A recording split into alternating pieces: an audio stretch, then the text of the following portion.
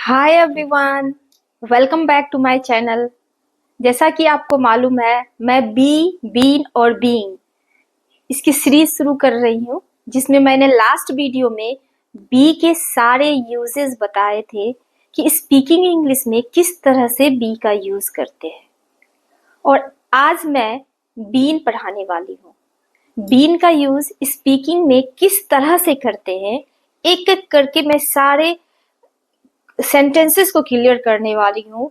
क्योंकि देखो, बीन और बीइंग ये थोड़े एडवांस लेवल के यूजेस होते हैं इसके, लेकिन मैंने ट्राई किया है कि इसको बहुत इजी तरीके से बताओ ताकि आप समझ पाओ और अपने स्पीकिंग इंग्लिश में इसको यूज कर सको। तो सबसे पहला यूज मैं बताने जा रही हूँ। देखो, सबसे पहला यूज जो इसका होता है वो होता है होने, रहने, और यहाँ तक कि जाने के सेंस में भी यूज करते हैं।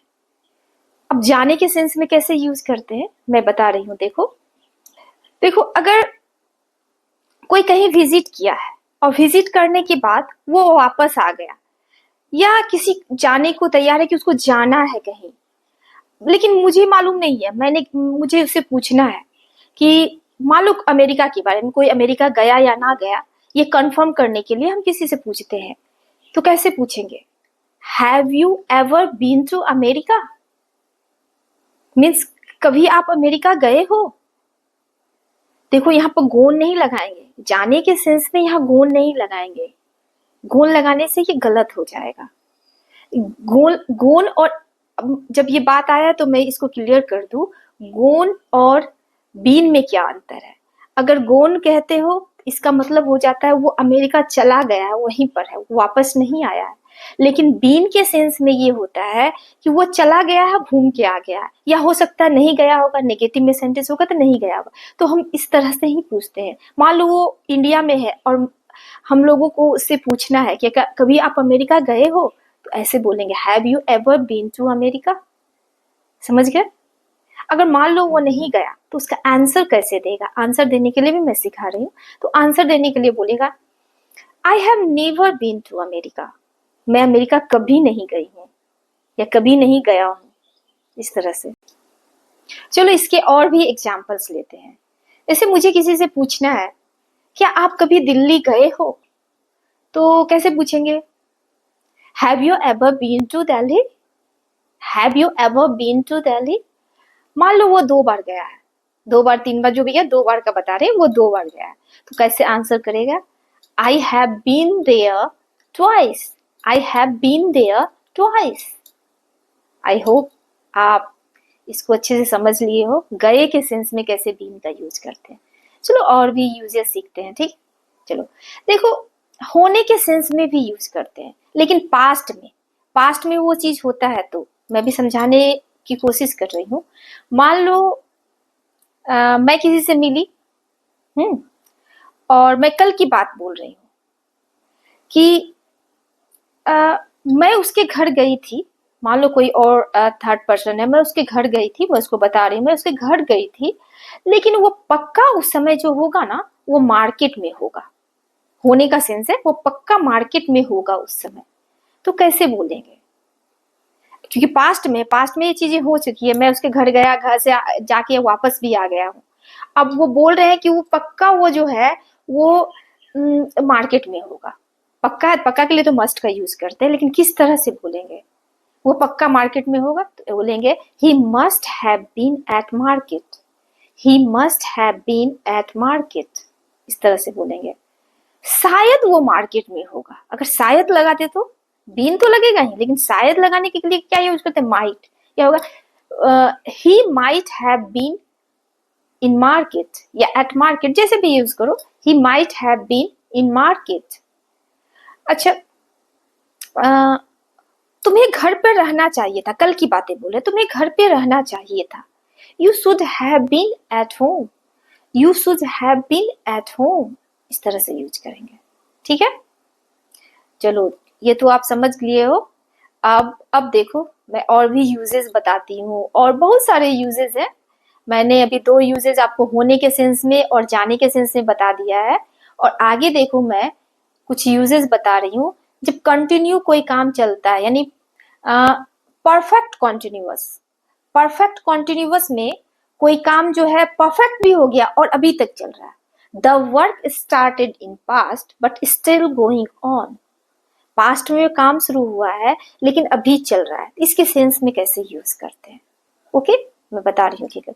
जैसे मान लो कोई आपसे पूछे how long have you been learning English, how long have you been learning English, यानी आप कितने समय से इंग्लिश सीख रहे हो, यानी पास्ट में आपने शुरू कर दिया सीखना और अभी तक सीख रहे हो, इसलिए इसमें देखो बीन लगा है। हाउ लॉन्ग, अब पास्ट ये परफेक्ट भी हो गया काम, पास्ट में परफेक्ट हो गया, शुरू हो गया, और कंटिन्यूअस अभी तक चल रहा है, इसलिए देखो आईएनजी भी लगा है सेंटेंस में।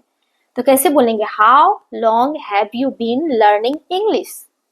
अब इसको मान लो आंसर देना होता है, आंसर कैसे देना है। मान लो आपका 2 महीना हो गया, 2 months हो गया है, तो आप कैसे बोलोगे, इट्स बीन या it has been, it's been 2 months। या इसको ऐसे भी जवाब दे सकते हैं, I have been learning English for 2 months, I have been learning English for 2 months। इस तरह से जवाब दे देंगे, इट्स इजी। मान लो, और देखो इस टेंस में भी अभी देखो मैं इस तरह का सेंटेंस बता रही हूँ, किसी के दिन के बारे में, सुबह से लेके रात तक उसका दिन कैसा रहा, तो उस सेंस में भी यूज करते हैं। तो कैसे यूज करेंगे, जैसे बोलते हैं क्वेश्चन करेंगे, कैसे करेंगे, किसी से क्वेश्चन करना हो तो किस तरह से क्वेश्चन करेंगे, how has your day been so far, अभी तक आपका दिन कैसा रहा, how has your day been so फार।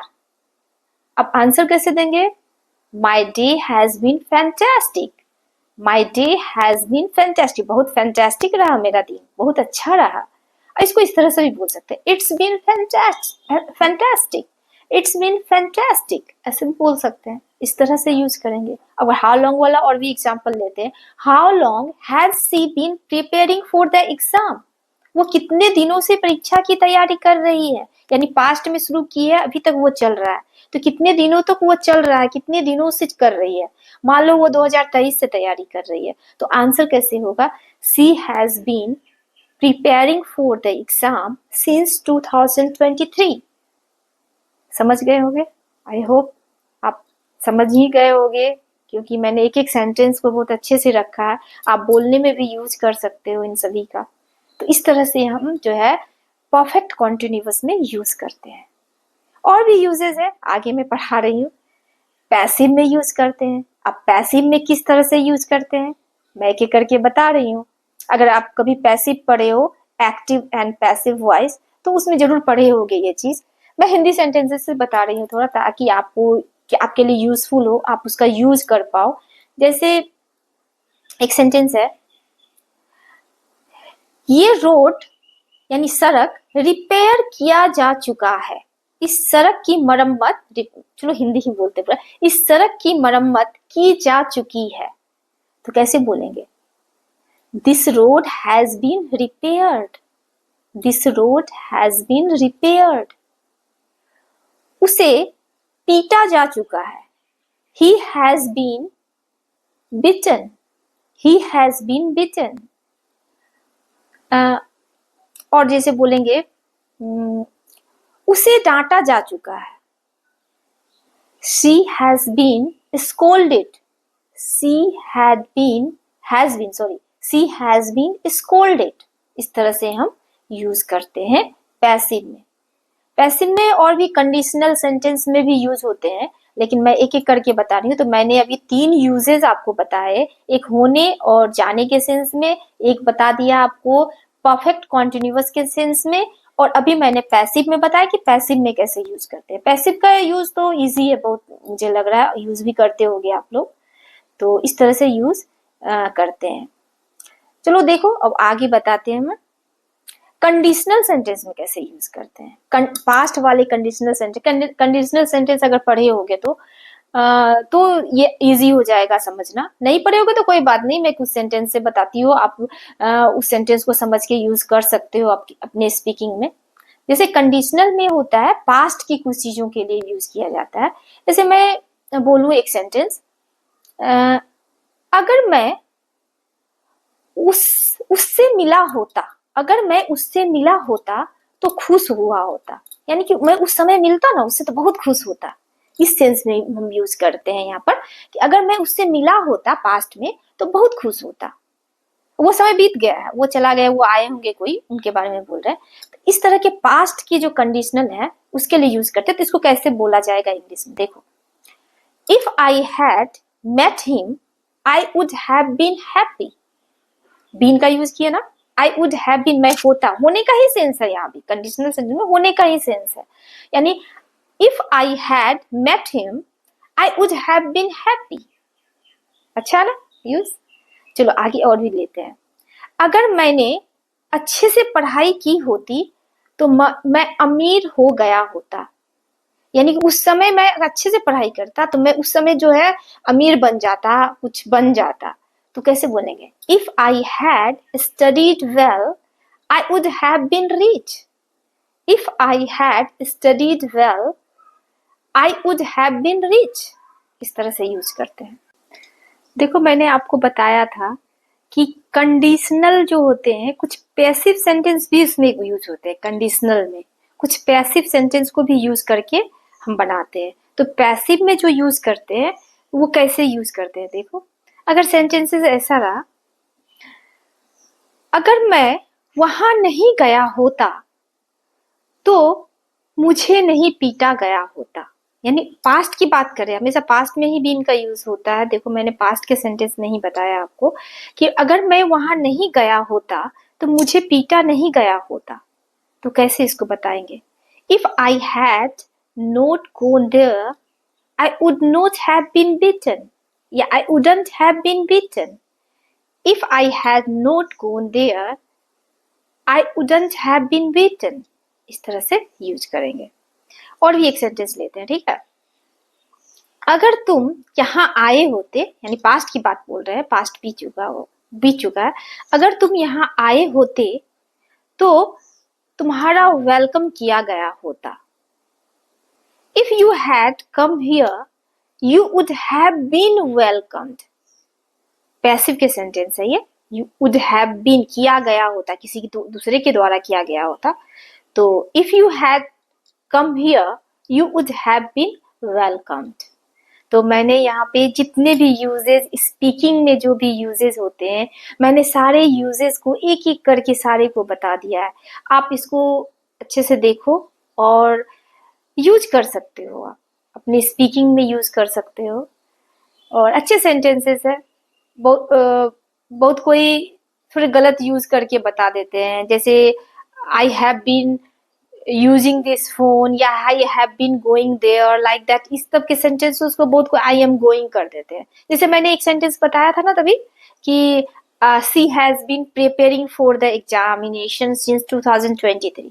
बहुत को ऐसे भी सेंटेंस को बोल देते हैं, she is preparing for the examination, लेकिन वो सेंटेंस रॉन्ग है। वहां पे बात करने में लोग समझ जाते हैं, लेकिन अपने इंग्लिश को अगर इम्प्रेसिव बनाना तो थोड़ा करेक्ट तो थोड़ा बोलना पड़ेगा धीरे धीरे। अगर आप जान रहे हो बोलने तो उसको करेक्ट कर सकते हो, कोई बात नहीं है, कोई इश्यू नहीं है। चलो ठीक है, टिल देन तो आप लोग तब तक प्रैक्टिस करो, keep practising. Till then bye.